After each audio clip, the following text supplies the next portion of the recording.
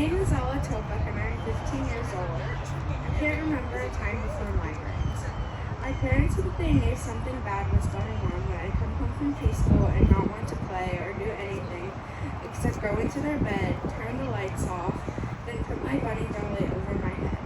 They say I point and say my head from her. I used to throw up when I was little at the end of a migraine. Throwing up is not fun. It burns your throat and it makes you nauseous. It's disgusting. But when I did throw up, I knew that my pain would go away. This only happened when I was around 4 to 5 years old. Sometimes as hard as throwing up is on your body, I wish that I could still throw up so my migraine would be over. The word migraine really describes the level of pain in your head that's in some ways connected to electricity being misfired, causing a pain that makes you wish you just had a headache. I live with chronic migraine.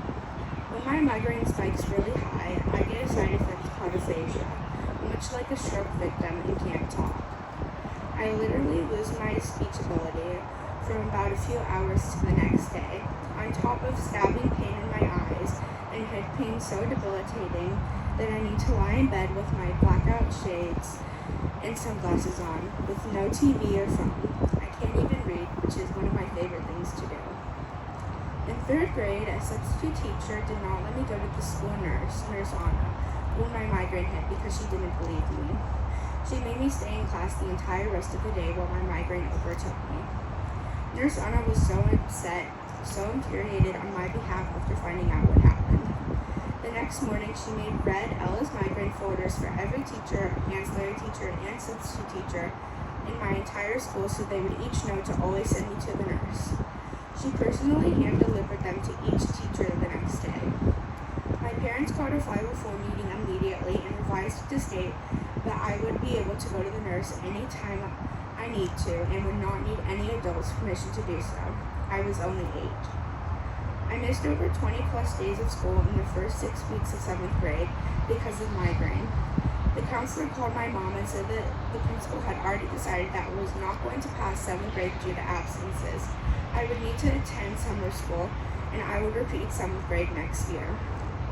At the 504 meeting shortly thereafter, each of my teachers admitted on camera that they had never followed my 504 accommodations and were indeed failing me.